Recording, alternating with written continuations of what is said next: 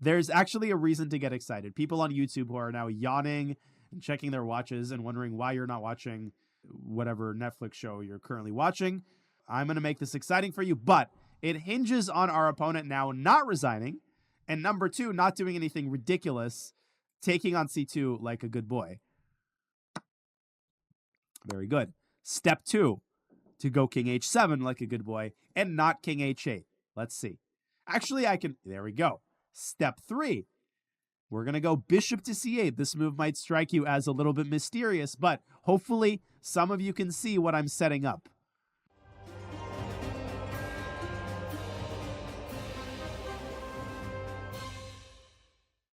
Let's go.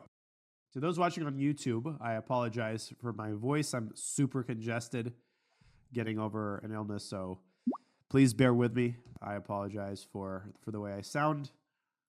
We got the show on the road. 1570 is our opponent's rating, and we have the white pieces. Let's go for the jugular with e4, and we are facing a Pirc, or as is properly pronounced, the Pirc, P-I-R-C. Now, d6 is the gateway to the Pirc, but it's not only the gateway to the Pirc. There is a couple of other openings that stem from this move, and we will see what our opponent chooses. Our move, of course, is d4, and the Pirc is knight f6 followed by g6. You can also transpose into the Philidor with the move e5, so there is a major fork in the road, and our opponent does indeed opt for the Pirc with g6. I guess I should pronounce it properly, or I'm going to get some pushback probably on YouTube. So g6 is the Pirc, and one way to think about this opening is kind of like the cousin of the King's Indian. Black plays the same exact King's Indian setup, except he does it against 1 e4, and the chief difference between the Pirc and the King's Indian is that in the King's Indian, white has a pawn on c4. So imagine the c2 pawn moving up to c4, you literally have a King's Indian. Now you might ask, well, who does this benefit? Who does the fact of the pawn being on c2 actually benefit? And the answer in my mind is pretty unequivocal. The King's Indian has a far superior reputation to the Pirc. The Pirc is not played often at a high level. It is considered a very dubious opening, but at the same time, it's eminently playable at lower levels. It hasn't been refuted.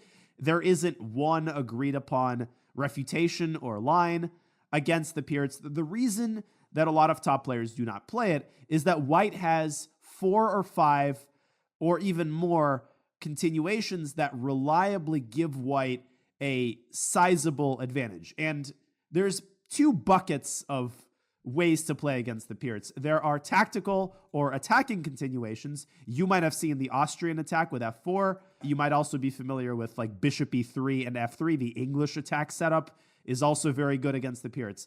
But the line that I have always played with white, and the line that I think gives nightmares to a lot of Pirc players who want a tactical struggle, who want opposite side castling and a lot of action, is the classical variation that was favored by Anatoly Karpov, and that is still favored by, I would argue, almost a majority of grandmasters today. And this is a very calm developmental approach, which may seem unambitious, but do not confuse this with a lack of ambition. This is actually one of the most dangerous weapons that you can trot out against the Pirc, and the classical is defined by the very modest developing move, bishop to e2, which goes against seemingly all of the developmental principles that I've been teaching thus far in the speedrun, but give this line a chance. So I won't delve too deeply into the kind of philosophy behind why specifically you go bishop e2, why not bishop d3, why not bishop c4. There are reasons for that, and I'll talk about them after the game. For now, all you have to know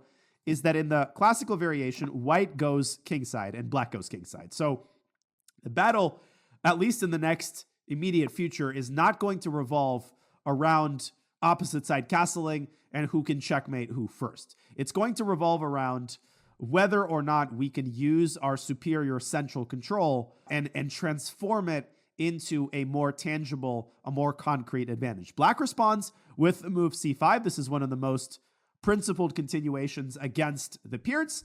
And again, we have a fork in the road. We can play d takes e5 and keep the center open, or we can play this Benoni style and push d5. As far as I know, the principled line, and this is where kind of you can see the limits of my own my own theoretical limitations. I haven't studied this line in a while, so my knowledge is like many, many years old, and we'll look at this after the game.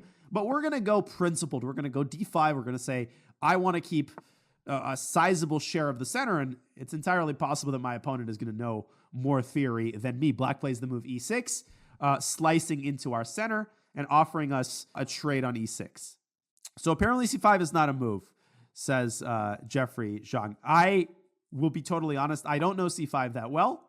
I'm sure it's been played a good amount, but we'll look at it more carefully after the game. Maybe the move is just d takes c5 and bishop e3. I'll be learning along with you. Okay, so black plays e6. How are we going to react to this? Well, let's think about this for a second. We can play d takes c6, and the upshot, or the positive of that move, is that we leave black with a relatively weak pawn on e6. But we also can just keep the tension and continue developing our pieces with a move like bishop f4. We're not really afraid of black taking on d5. We'll just recapture with our pawn. And what I like about that approach, if we put our bishop on f4, we are pressuring the pawn on d6, and we're making it kind of difficult for black to develop the knight, because knight b to d7 blocks the connection between the queen and the pawn and allows us to win the pawn on d6. So bishop f4 looks good. I like the move rook to e1, kind of just a flexible waiting move. You know what else I like? The move a2, a4. Just expand a little bit on the queen side, make it difficult for black to push b5 eventually. So lots of options here for white. Bishop g5 also looks perfectly sufficient. Essentially like maybe 4 or 5 lines that I think are about equivalent. Let's go bishop f4. This is my initial inclination. And if you're looking at this kind of for the first time, you might wonder, why isn't e5 good for black? This move now comes with tempo. And now we actually do get kind of a very King's Indian-y type of structure. And I could talk about this for 11 minutes. There's a lot to explain here because the center is closed. And as I've been saying since the start of the speedrun, closed center positions are the hardest to teach. In terms of actual instruction and showing you the ideas, these types of structures are very difficult because there's a lot of explanation, there's a lot of maneuvering. But for now, what I'm going to say is that in the King's Indian, as in these structures, one of black's main plans is to move the knight away from f6 and then push the pawn to f5. You've probably seen this idea if you've seen any King's Indian games. So what we're going to do for starters is try to make it as difficult as possible for black to execute the plan with f7, f5. In the meantime, we are going to try to make our own series of improvements in our position. If you play the Benoni from the white side, who in the chat can tell me what white's main maneuver is in the Benoni? This is a maneuver that you have to be familiar with, and we are going to carry this maneuver out in this position as well. Exactly. Dirk and Dirk got it. It's the knight maneuver from f3 back to d2 and then to c4. The c4 square, as I'll show you after the game, and the Benoni. And if you don't know what the Benoni is, you're watching on YouTube, that's okay. I'll show you that as well. Just know that it's an opening that bears a lot of similarities to what we have here. That knight on c4 is a monster piece, and it's a monster piece because the pawn on d6 is very far from a monster. We're going to go knight d2. Now, am I coughing? Yes. Am I blundering the pawn on b2? It may look that way, but if you look one move deeper, then you should see that after queen takes b2, I simply jump to b5 with the knight with a double threat. There's knight c7, there's knight takes d6, and of course, black's queen is also in significant trouble on b2, so we really don't have to calculate past knight b5. Also notice that after queen b2, knight b5, the knight on d2 serves a very important defensive purpose. It protects the e4 pawn. People often blunder this pawn and kind of nonchalantly move the knight away from c3. So important to keep the pawn on e4 protected because it's like the linchpin of our entire structure. So for the moment, the knight fulfills a defensive role as well. Once it moves into c4, we'll have to find alternate arrangements for the defense of this pawn if we then want to play knight b5. But we'll cross that bridge when we get there. And that's why the queen on b6 may seem like an imposing piece, but in fact is often much more of a liability than a strength because knight c4 now comes with tempo, simply pushing the queen back from b6. And our opponent fearlessly grabs the pawn on b2. Wow. All right, I'm calling our opponent's bluff. Knight b5. Here we go. This already looks borderline losing. We might not even have to talk about the pawn on d6 at all. We might simply want to trap black's queen here. I'm still thinking about ways to do that, but I've got a couple of promising leads. So there's a lot of moving parts in this position. What you need to understand is that, first of all, there was the threat of knight c7. So if we wanted to play like an old Soviet grandmaster, I don't care about calculation. I'm going to simply take pawn on d6 and I'm much better. Right? So after knight takes d6, black is collapsing, right? Without the pawn on d6, we have a monster passer on d5. The queen is still bad. No question that knight takes d6 is like a huge advantage for white, but we have to think more ambitiously because we have a golden opportunity to trap the queen on b2. And if we play knight takes d6, we potentially let the queen out to b6. So that game is going to last a while. So let's think. I actually have to think. I don't see the best way to trap the queen just yet. Aha. I might have found it. I think I did. Okay, I think I found it. So here's the thing.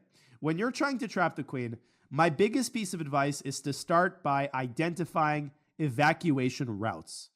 Okay, first question you should ask yourself is, if I make a waiting move, can my opponent evacuate their queen?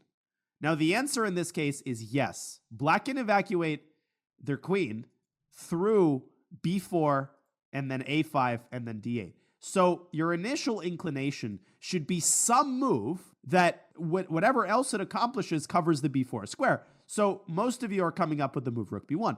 But you cannot forget that when you move pieces, you leave other pawns undefended. So after rook b1, black plays queen takes a2. Same question. Are there evacuation routes? There are. The queen now threatens to jump back to a5 and move back to d8. So we come up instead with a quiet move. Can we simply deprive black of the b4 square? Can we get rid of it? Yes, we can. We can play the quiet move a3. This, I think, is the key to the kingdom. But that's only step one. Step two is to actually trap the queen, right? We've encircled it. How do you trap the queen? Well, if you look carefully enough, it's a pretty straightforward sequence of two moves. It's rook to b1, forcing the queen to a2, and then bishop to c4 actually traps the queen on a2. And our opponent, kudos, is trying to extricate the queen at all costs. Bishop g4 is a very ingenious defensive move, but we are prepared for that eventuality. What's the move? Yeah, we just play f3. We just send the bishop back. And notice that the knight on b5 is a hero. It's guarding d4, it's covering the b file, and it's defending a3, and it's defending c3. The knight is literally doing 5 things to ensure that the queen is trapped, which is what I love about chess. Like a random piece can be the entire reason that you're winning a particular game. I don't see a way for black to save his queen. Maybe something exists. Now, in these situations, another thing that you have to be very careful about is something I've talked about before, which is that it's not enough to just trap the queen. You also have to make sure that you are not giving away too many pieces for the queen. And I will remind you after the game of a very painful example from my early chess career where I did exactly that. I found a very similar idea.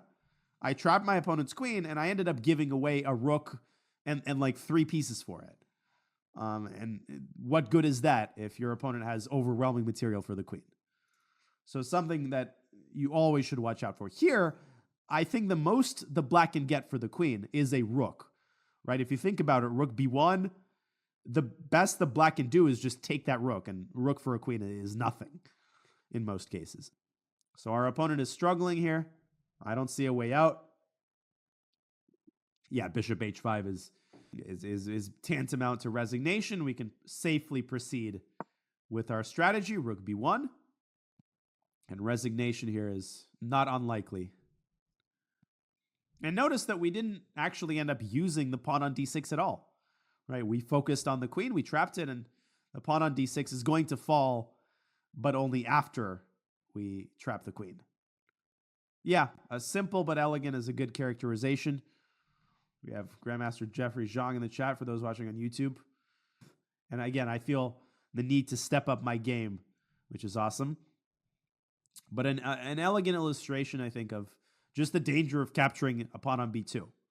But a lot of people, they carry this and make it into a dogma, and they never take a pawn on the second rank with their queen, which is also wrong.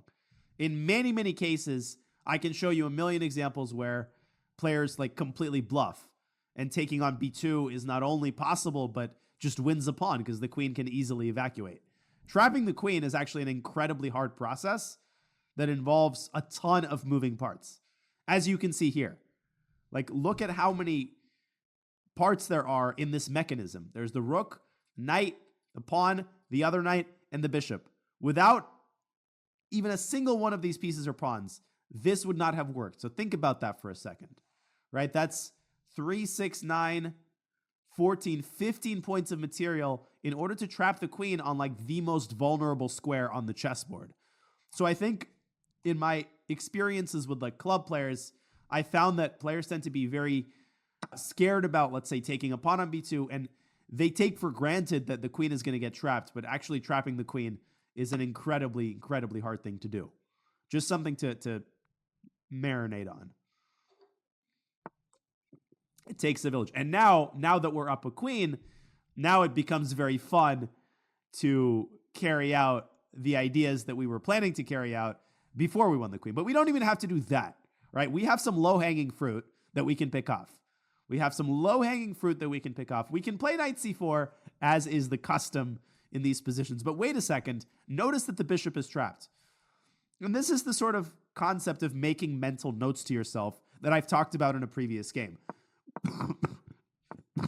Excuse me. This is what happens when I talk a lot. After bishop h5 was played, you have to hold these two things in your mind at the same time. Yes, we were focusing on trapping the queen, but I made a quick mental note to myself that the bishop is also trapped and that you should look for g4 later on. Now it's time for that. g4 is on the table, and we win another minor piece, and I think our opponent might resign here. Okay. Gimme that bishop. And now everything falls. And now that we are up a queen and a piece for a rook, is it finally time? Is it finally time? Wait. Maybe it's still not finally time, because we actually have a kind of cute tactic here.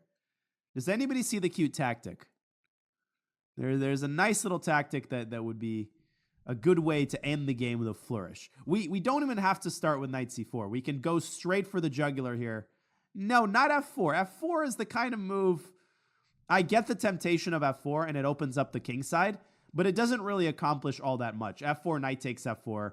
What have you really achieved other than a major trade and opening up black's bishop? And I know it's absurd to talk about this stuff since we're up so much material, but as I've said before, you still want to build good habits in how you convert these types of positions.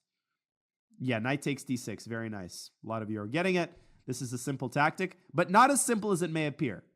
Because if you actually calculate, rook takes d6, the idea is queen takes b7. So this is of the category deflection, right? We are deflecting the rook from d6, and the secondary theme is fork. After queen takes b7, we are forking the knight and the rook. But the line does not end there. If you keep calculating, black has the move rook a8 to b8. Maybe some of you saw this, and this freaked you out. But you still can't stop calculating. The knight is hanging on a6. The knight is the only piece that's guarding the rook on b8. So all we have to do is keep in contact with the rook. What do we do after rook b8? Well, there was really only one move, and it's queen takes a7. And black has no good way to keep the knight protected and keep the rook protected at the same time. Black is going to lose the knight back on a6, and we are going to end up having three more pawns, actually. Yeah, there is the move rook b to b6. I don't know how many of you are visualizing that. Rook b8, queen takes a7. There is the move rook b6. But after bishop takes a6, rook takes a6, we give a back rank check on b8. We force the bishop back to f8, and bishop to e7 is going to finish off the game. Hopefully that actually happens so I can display this on the board. But I did see that when I was taking on d6. Or we can just play knight c4, and that would be maybe the most symbolic way to end the game. For the last move of the game to actually be knight c4 is kind of cute, wouldn't you say? But here, I don't think it's meant to be. We're just going to take back the knight on a6. And on the next move, we're going to jump into c4. And that's going to finish it off. Yeah, this is total destruction. I really don't know why our opponent is playing on. This is utterly one-sided. Yeah, this is utterly one-sided. Black literally has no pieces left. I mean, no queen, no minor pieces, no pawn on d6. And this is definitely a downside, I think, in the 15 plus 10 speedrun. We didn't have the same problem in the 10-minute time control where people, some people, they take their time to resign.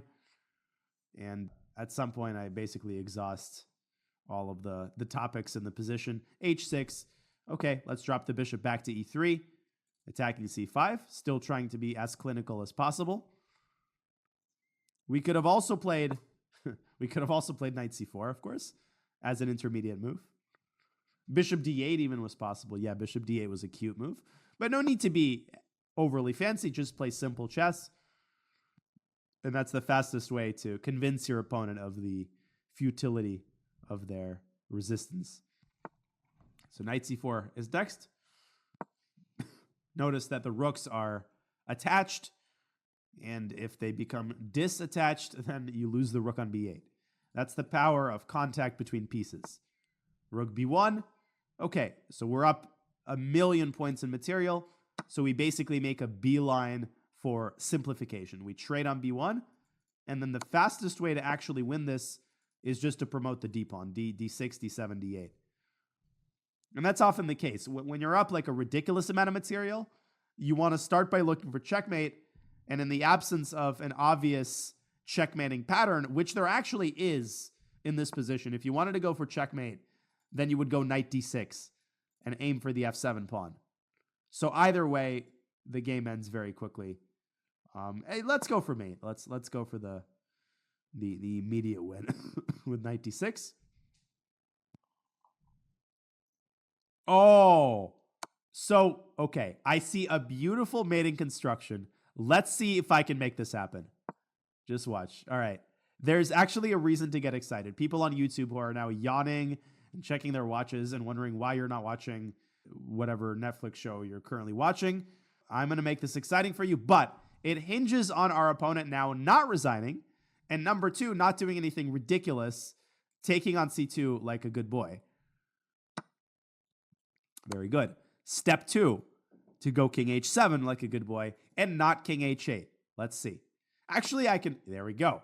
Step 3, we're going to go bishop to c8. This move might strike you as a little bit mysterious, but hopefully some of you can see what I'm setting up. Some of you can see what I'm setting up. Now, don't move your knight, please. I am begging that you look at this passed pawn and you say, I'm going to push that passed pawn up to c4. Okay, it's not that nice, but it's kind of cute. Yeah, a lot of you guys are seeing what I'm setting up. I won't reveal it. I won't reveal it. That's just nasty. That's just unacceptable behavior by my opponent. The idea, of course, was queen takes g6 check and bishop to f5 checkmate. I'll show you after the game. And the knight is essential there because it's blocking the king's escape to h5. Okay, now you should never be afraid.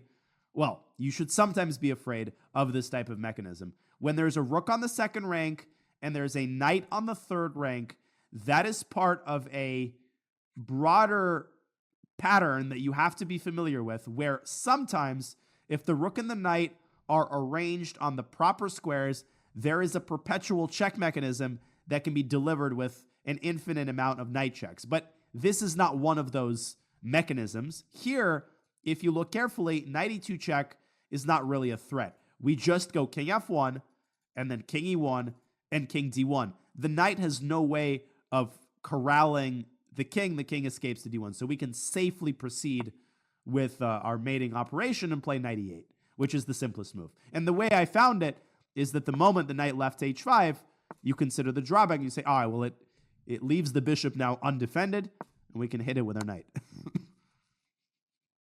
Now, don't go king h1, because after knight g3 check, then you're going to be forced to go back to g1, right? That's a dead end.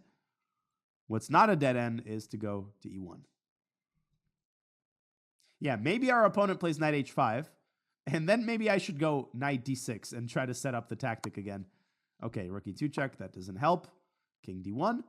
And that's it. That's all sure. This should be resignation. Yeah, definitely frustrating. Knight h5. We're going to just take the rook on e2. No, definitely tenacious. And I'm not in any way suggesting that there's something wrong with, playing. It's your right to play. It's your right to spend your time. So I think some people are a little bit too extreme on, my opponent took longer than, he should have to resign. What a disgraceful, bad sportsman. I really don't think that you should overreact, but, for sure some players take longer to resign than others. GG. All right, so our main focus in this game is actually going to be on the opening. I want to outline kind of a general overview of the Pirc and explain why I think this line is very, very good. Now, in the speedrun overall, I'm recommending very tactical, very dynamic openings. I'm looking at the Vienna against d5. We're also going to play the 4-knight Scotch against c5. You know that I recommend the Alapin. So very sort of combative, head-on continuations. But you want to save your energy in chess. And the Pirc is relatively speaking a rare opening, right? So what I advise to students is to spend, like the 80-20 rule, right? To spend 80% of your effort on the 20% of openings that occur most frequently. When I say 20%, I mean to suggest that like 20% of the initial moves account for 80% of the popularity or so. I'm talking Sicilian and e5, right? That's actually 10% of Black's legal moves in the initial position. There are 20 legal moves. e5 and c5 occur far more frequently than the others. So you have only so much effort and energy and time to spend on openings. What you don't want to do is purchase 4 books on the Pirc and spend as long learning d6 as you would learning c5. And that is why, against these sidelines, I'm trying to propose variations that you can basically learn in something like 30 minutes, or you can learn them through a single speedrun game, which is ultimately the goal of the speedrun. And that's why I'm not going to be playing the Austrian attack with f4, which is a ridiculously theoretical line. You could argue that it's the most principled and that if you really wanted to fight for the biggest advantage, then perhaps you should consider playing f4. Although that's under debate, that's not set in stone. Or maybe you should consider playing then bishop e3 and queen e2. But these lines are immensely theoretical. Bishop e2 has its share of theory, but it's manageable. You can play it over the board even without knowing any theory, as long as you know a couple basic ideas. Okay, so first question, why bishop e2? Well, the reason that we don't bring the bishop out to c4 in these types of positions is tactical, right? After we have mutual castles, Black has the center fork trick, which I've talked about many times, and you certainly do not want to walk into it. Knight takes e4 already essentially equalizes for Black. Because after d5, the only way for White to keep the light-squared bishop on the board and avoid losing a pawn, who can tell me what very typical move White should play here? If you've fallen for this, then you should salvage the bishops by playing the move bishop to d3. But after de bishop takes e4, Black can prepare c7, c5. Black can play it immediately, or Black can play knight d7 and c5. And as far as I know, White might have a minuscule, tiny edge in a position like this, but it's really nothing major. So you don't want to go bishop c4 for that reason. A lot of people actually do go bishop d3, and this is not a great move. And the reason why is that you're essentially inviting Black to position their bishop on g4. And you might say, well, I don't understand why that's dangerous, right? Let's say we have castles, castles. Can't I just play h3? And you can. And again, I think White's going to be slightly better. But bishop g4 is annoying in these types of positions because the pawn on d4 can get under some very, very serious pressure. After queen takes f3, knight c6, if you are forced to play the move d5, then you have justified the placement of Black's bishop. You've given Black a very nice parking spot for the knight on e5 and maybe the prospect of going c6. So this should be making sense. And if you try to defend the pawn, Then what black often does in the Pirc is move the other knight away and attack d4 from multiple angles, and again, try to force white to play d5. I'm going to show you a really cute trick that was taught to me many, many years ago. I can show you, let's see if I can actually find an example of a strong player falling for this trick. This is the trick that flows from exactly this position. Let's see what I can find. Just a moment. I can almost guarantee you that I can find some application of this trick. Yes, I have. Very good. So here is a 1900 falling for this exact trick. Oh, and almost this exact position against the GM. And this way you'll kind of remember it for a long time. So we have literally the same exact position. H3, bishop F3, queen F3, knight C6, bishop B3, knight D7, knight E2. And here, black plays a very nonchalant move A6. And white says, okay, let me support the pawn on D4 with the move C3. What could possibly be wrong with that? White is preparing for the logical move E5. But what does black do? Well, you know that LPDO, loose pieces drop off. What's the loose piece? It's the bishop on D3. And this is a very nice trick. It's worth knowing. And the move, of course, is, pause the video if you're watching on YouTube, figure it out. Yeah, knight, any knight to E5. Exactly. Nice little trick. D5, knight E5. Pretty unconventional, actually, for this type of idea to occur in the opening. And that's it. You win the bishop back and you're up a full pawn. And then that knight on D3 evacuates easily back through E5. And as you can see, black ended up winning this game. So just one of those tricks that's worth knowing. Not saying that you're going to catch a ton of people on it. But nonetheless, hopefully you can begin to see why positioning the bishop on E2 has its strategic benefits. Because here, can black still play bishop G4? Absolutely. In fact, bishop G4 is one of black's main moves. But after black takes on F3, it doesn't create the same effect because the queen is still making contact with the D4 pawn. So it's much harder for black to actually, orchestrate meaningful pressure on the D4 pawn because we can easily defend it with bishop E3. So in this position, this is a critical position. This is what's called a tabia, T-A-B-I-Y-A. It's an Arabic term for essentially a position, a couple of moves in, from which flow, 6 or 7 different theoretical continuations. It's like the starting point for a fork in the road. And there's a major fork in the road. So black has a couple of ideas that are aimed at expanding on the queen side. And almost all of them you meet with the same move. The moment black plays C6 in the Pirc, you almost always play A4. You want to prevent black from expanding on the queen side with B5. B5 can be a very nasty move to allow. If you allow it, then all of a sudden you have a host of other problems, right? You have to deal with B4, and then your E4 pawn starts feeling uncomfortable. So it's worth just playing A4 here. And normally, I think black goes knight B to D7 in this line. Let me pull up chess base and just double check to make sure I'm giving you the right theoretical information. Yeah, knight B D7. And here, again, I was taught this many years ago by my coach, so my knowledge might be outdated here. I was taught to play H3 in this position, and then in the event that black plays E5, you're supposed to take it, and then play, and I just looked at Stockfish. It is still the best move, even all these years later. A very important strategic move in this position should be played. Does anybody know what it is? Let's see who can figure this out in chat. What is white's best move here? It's already plus over minus. Black's position is bad. So it's not rook E1. Rook E1 is just kind of a meh move. A5 is okay. So a lot of you are tempted by queen D6. Of course, I understand why. But queen D6 is not so scary because black can go rook E8 and then bishop F8 and send the queen back. Although this is a worthwhile idea to remember. The move is actually bishop E2 to C4.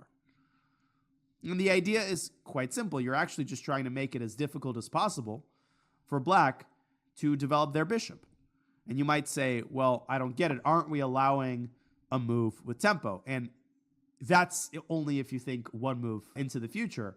This is simply a one move threat. After the trade of queens, the bishop drops back to a2, and black is experiencing massive problems with his queenside development. The bishop simply has nowhere to go. This is the reason we actually played h3. It can't go to g4.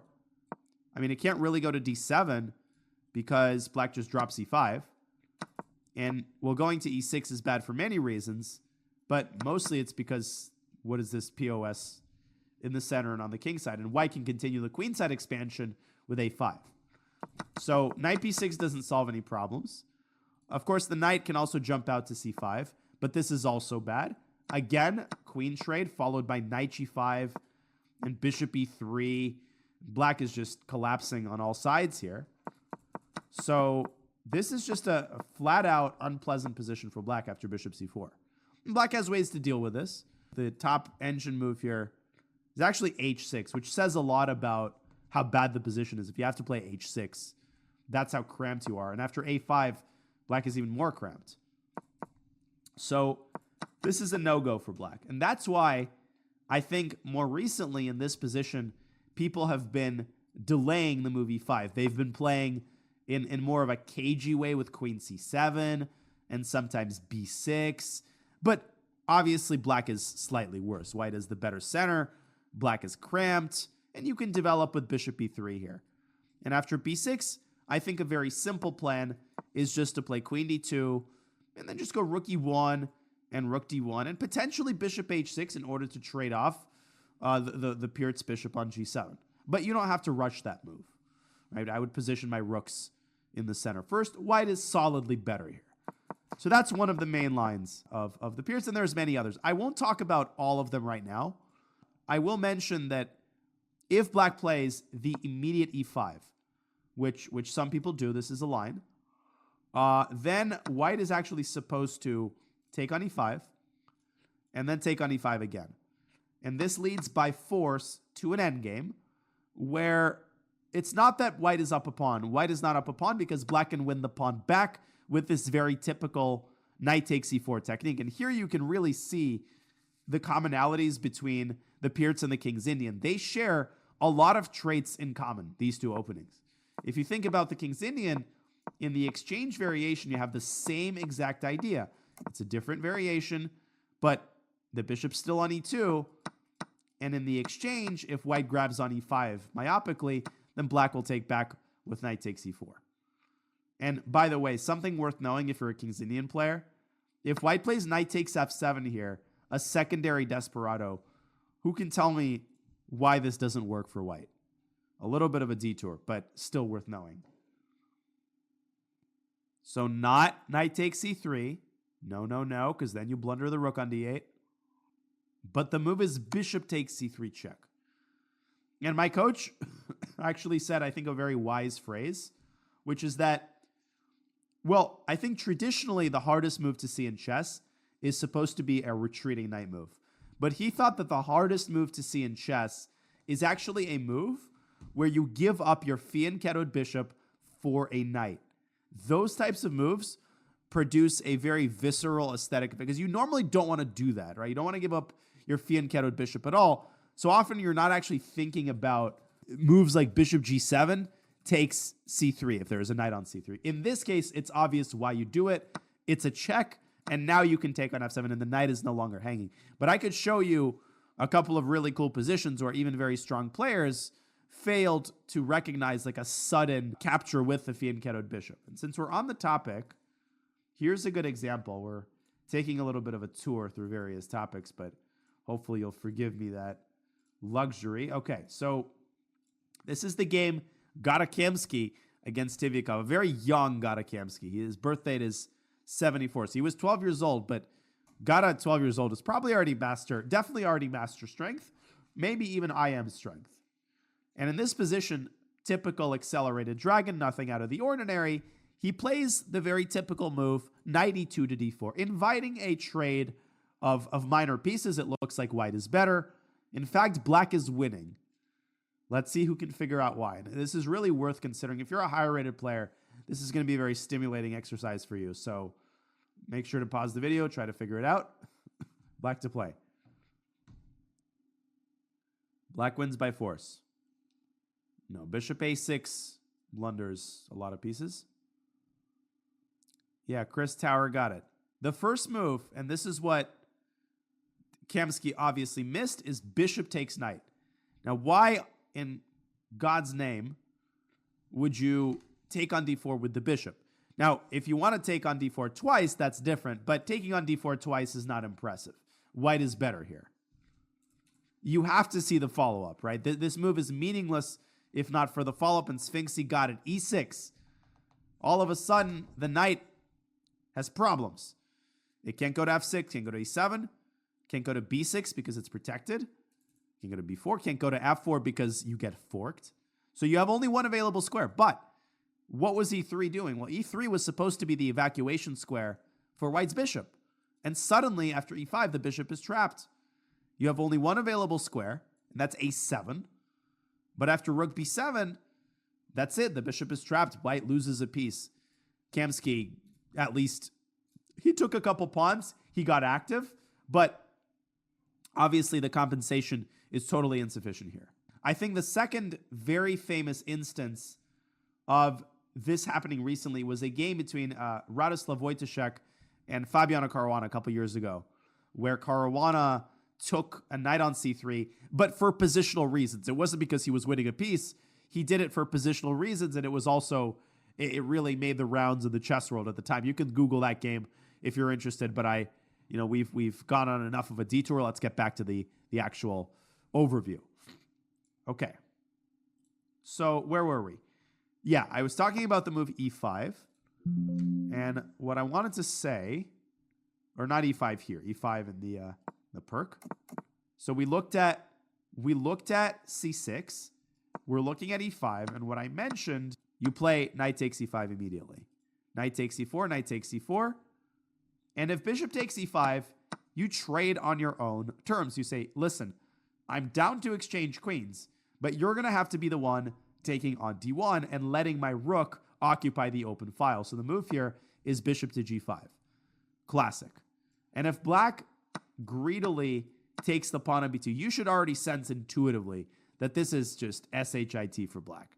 And I think the simplest move here is to go c3, slicing off the connection between the bishop and the f6 square. The knight is jumping into f6. White's going to get a huge attack. You can analyze this on your own, but according to the engine, White is better here, and White is a big practical initiative as well. So this is not a very good line for black. It doesn't solve all of his problems, and neither does c6. And neither does the move that our opponent played, which is c5. And I actually think that I responded to that move correctly. I actually think that d5, the way that we played, is very, very decent. But it appears that it was also possible to play d takes c5. I'm checking right now, and it looks like most people, they do play d5. Yeah, d5 is the main move here, so we made the right call.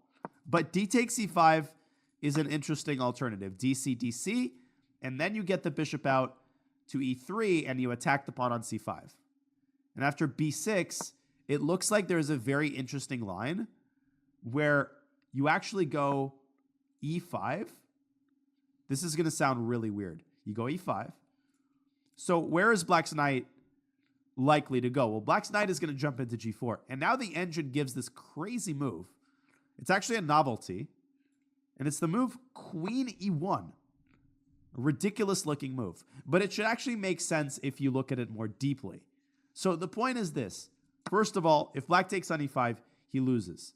Knight e5, bishop e5, and bishop f3 traps the rook in the corner. Another trick that's worth knowing. And the idea is that if black takes on e3, and after f takes e3, what is the queen doing on e1? Well, the queen is preparing to move into h4 with a direct attack on the h7 pawn. Furthermore, you have vacated the d1 square for the rook, right? Rook a d1 is now going to come with tempo, and then the knight can jump into d5, so white's going to get an avalanche here pretty darn quickly. So apparently the move knight to c6 gives black just enough to keep the balance, but it looks really, really dangerous. I'm looking at the top engine line, and it goes here, here. I mean, who wants to play this with black? And now this move to threaten takes and takes. This actually looks very nasty from a practical standpoint. So I suppose that d takes c5 is also a full-fledged alternative. But we decided on the principled move, which is d5. And after e6, this is where my theoretical knowledge ended. I actually don't know what the best move is here. But it does look like, according to the engine, we chose the best line, bishop f4. And it makes sense because this move is really, really logical. We're essentially forcing black to decide. Because if black makes a waiting move, then what happens? Well, we already take on e6. And then we take on d6. Right? So we are literally forcing black to make a decision in the center. And in the event of a trade, we have an excellent position. We have pressure on d6. But the most important thing to know about these structures, really the only thing that you need to know, is the maneuver that I mentioned from the Benoni. Knight f3 to d2 to c4. And the original instantiation of this maneuver is in the Benoni. The Benoni is an opening within the queen's pawn game that goes c5 and e6. And all you have to know about it right now is that once again, you get a very similar structure. And the main line, as you can guess, is indeed to play knight f3 to d2 and later on to jump into c4. So that particular maneuver is crucial, and it's even stronger here because in the Benoni, there is a pawn on e4 that black can try to attack. Here, there's no e4 pawn, so there's no obstructions to the knight getting into c4. Black is in trouble. How do you meet a6? Well, you already know that. You want to go a4. That's the second important thing to know. Do not allow black to play b5 at any cost. You have to play a4 if black plays a6. And look at how hard it is for black to get their pieces out. Right? Knight bd7, bang. If you have to resort to this move, well, this only makes knight d2 stronger because now bishop takes d6 is an even more powerful threat. So I'm kind of beating a dead horse here. I think you get the point. This is a very unpleasant position for black. And the reason it's unpleasant is because of the static weakness. Static weaknesses like this, by which I mean permanent weaknesses, weaknesses that are not easy to get rid of. Positions like these are very hard to play because you're saddled with this terrible pawn potentially for the rest of the game. And that makes it very unappetizing. So in any case, our opponent handled it decently at first, e5, bishop g5, making it hard for black to bring the knight back. Now, what I want you to notice is that after h6, we actually would have invited black to play g5. Why would we invite black to play g5? Well, the thing is, if you remember what I mentioned, black's main idea on the king side is to prepare f7, f5. And if the pawn is on g5 rather than g6, it's not that f5 is impossible. Black can still absolutely move the knight back. By all means, black can play f5. But after e takes f5, you want to have the ability to recapture with a pawn and keep the integrity of your pawn chain. If you have to recapture with a piece, then you have given white these monster light squares in the center, and black just has no way of continuing the pawn storm on the king side. This may seem imposing, but look at white's control over the light squares on all three sides of the board. e4, c4, but also, just as importantly, white controls the h5 square. It's almost impossible for black to push that h pawn forward, and that means black's play on the king side is at a standstill, whereas white's play is only just getting started. Knight c4. The other knight could find a way to move to e4. You could play a move like f3 in order to support the e4 square with a knight. You could play bishop g4 and try to trade the light squared bishops, which is the best thing you can do. If you get rid of black's last defender of light squares, it's going to be a total disaster. So, yeah, black can go knight h5, but that doesn't change anything. We still go knight d2, and we say, big deal, right? You've got a knight on f4. I don't care. You can just keep going. And knight on f4 alone is not really going to cause you any trouble. And it's not the greatest thing to part ways with your own light squared bishop, but it doesn't really diminish or change the character of the position. You can still do the same thing. You can go f3, and then you can go knight e4. And once you go f3, h5 is no longer dangerous because h4, it doesn't trap the bishop anymore. You can just move back to f2. And again, just look at how terrible black's position is here. So in any case, that's the idea of bishop g5. We're actually trying to provoke h6 and g5. So our opponent played queen b6. If he would have played a6, we would have responded once again with a4. And on the next move, we would have maneuvered the knight over to c4, perhaps even considered the move f4 if black would not have addressed the pin. But in either case, black's position is terrible. Our opponent, of course, accelerated his demise by taking on b2. And after knight b5, I think the game is essentially over, and the engine kind of confirms this. In a weird way, the best move maybe was to actually play queen b4. But the thing is, after knight c7, I don't even see a way for black to win the knight back. I think black is going to be down a full rook. So the engine actually gives the best move as the pathetic knight bd7. And here's what I mentioned. If white does the same thing that we did in the game, it's still possible. Who can tell me what is the difference between this position and this position? Ignore the placement of the bishop. What additional resource does black have here to keep him in the game a little bit longer? Yeah, exactly. Black can take the rook, but now black can take the knight. And here, black has actually a rook and a piece for the queen. Is it bad? Is it losing? Yes, it's still losing because the knight c4 idea is still devastating and black's pieces are still too passive. But at least black can keep the game going, unlike the game. So the last detour, the last thing that I'll show you before I wrap up, I'm getting pretty exhausted and my voice is literally going as we speak. I've got commentary tomorrow, so I don't want to burn myself out too much. But this is a game that forever, it sounds dramatic, but it really has stuck with me for a long time because it's such a slam dunk illustration of this concept. And I've shown this game before. So you can recognize the type of position. There's a bad queen on a3. And I spent, if I remember correctly, maybe like 20 minutes trying to figure out a way to trap the queen. And I kept thinking and thinking. I was like, maybe I could go rook b3. But then the queen goes back to d6. And this is what I should have done. I should have done something like this. And basically said, yeah, I'm down a pawn, but look at my pieces. But instead, I thought I was a genius. I thought I found something amazing. Here's what I found. Knight b5. Okay, what the hell am I doing? Well, the idea is that after cb, bishop takes b5 check, bishop d7. Who can tell me what my idea was? This is before we get to the main crux of this example. This isn't about the idea that I came up with, but how do I actually trap his queen? Whoa. Bishop b4 blunders the bishop. Rook b3 is still bad because of queen d6. The move is knight c4, retreating knight moves. I didn't mention that by accident.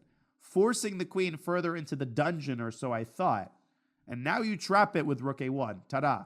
Voila. This is what I calculated until. What did I forget about? And it's a trick question.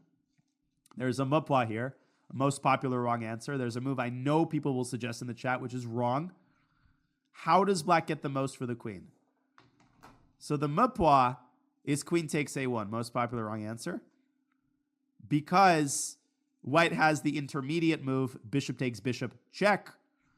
And after knight bd7, queen a1, you only have a rook and a knight for the queen. Nothing to write home about white is better. The move is to play bishop takes b5 and then bishop takes c4. And look at what black has here. Black has 3 pieces and a pawn. And it's not just any pawn. It is a certified monster on a7 that's going to land on a2 in like 2 seconds. And you'll see how quickly it happens. And if black wants to, black can capture on f1. But what's amazing is my opponent didn't even take that rook. My opponent decided that this bishop is worth its weight in gold. And it is. And it is. Because look at how it's restricting all of white's pieces. It's keeping this rook completely at bay. It's protecting b5. It's controlling the light squares in the center. White has 0 active ideas. 0. While black has the very simple plan of literally just closing his eyes and pushing. I did my best. I lifted my rook up. I desperately sent my pawn forward. And now look at how nicely black plays. Rook f to e8. Who can tell me the idea of this move? This is a lovely move. This is a master level move right here. It's classy. It's not forced, but it really is the best way to eliminate white's counterplay. And this is something that you should remember. It's a defensive idea. It's not an attacking idea. And we should probably flip the board. We should look at this from black's perspective. Sorry if that kind of was nauseating. Yeah, it's to play knight f8. Now, why on earth would you need to play knight f8? Knight f8, no mate. Because after g5, knight d5, queen h5, we can play the move knight f8. And since we're going down the labyrinth of examples, all of these examples that I show you, if you truly want to be a diligent student of the game, then you should have a notebook or a Word document or something where you really just actually write down a lot of these examples and a lot of these ideas, because you actually can apply them in your games. This is not like imaginary. These are real concepts. You can use them to enrich your play. The idea is to play knight f8 and protect against checkmate on h7. Once my opponent did that, he can keep pushing with a4 and a3 and a2. Bang, here's another fork. Takes the rook, takes the pawn, goes back, goes forward. And here I resigned. Just literally have no pieces left, and he's got total domination. Good example of queen-itis, forgetting that there is such a thing as too many pieces for the queen. But the speedrun game was not one of them, obviously. Here, black only got a rook for the queen. Once we played a3, the game is over. I literally cannot find a single way for black to even so much as give up a piece for the queen. Black literally will lose the queen. And after f3, yeah. The rest, I think, can largely go without comment. Remember, low-hanging fruit. You trap the bishop first. You win all the pieces that are hanging. Then you go for the tactics. And the last thing I wanted to say is that after rook b6, there was, or actually the penultimate thing, I wanted to show the cool mate at the end. Here I was planning bishop a6, queen b8, and bishop to e7. Another idea worth knowing. Not bishop h6, because the knight can intercept with g7, right?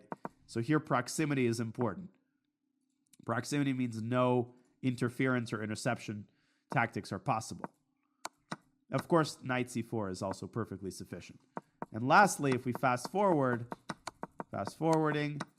the idea that I got so excited about, if black had played any other move, queen takes g6 check is a really pretty mating construction where all of the pieces are necessary. Each minor piece is fulfilling a particular role. So this would have been a nice way to end the game, but our opponent ended up allowing a more prosaic mating sequence. Okay, that was a pretty hectic, like meandering analysis, but hopefully you enjoyed it. I'm still under the weather, so it's hard for me to be, and I'm not at 100%. But, still, I hope you found this worthwhile. We did a good amount of theoretical study. I'm sure we'll face the Pirc again, so we'll get more of an opportunity to delve into some of the other lines in this position. So there's knight c6, there's a6, there's even b6, I think, is a move. So definitely a lot more to talk about in the Pircs and the modern, which is very similar to the Pircs, and that's where black starts with g6. There's a couple subtle differences, these openings. So more to learn, but hopefully you got the hang of the classical variation, bishop b2. Hopefully you like it, and you can start playing it. I mean, there's really not much that you have to know. And of course, the moral of the story, do not forget in the Benoni structure to attack the d6 pawn with knight d2 and knight c4, and to meet a6 with a4. And this is important both for e4 players and for d4 players. All right, on that note, I'm going to wrap up, guys. I'm going to pass out in like 3 seconds. You make this content possible, so all of your subs and support is instrumental. Thank you, everybody, and see you tomorrow.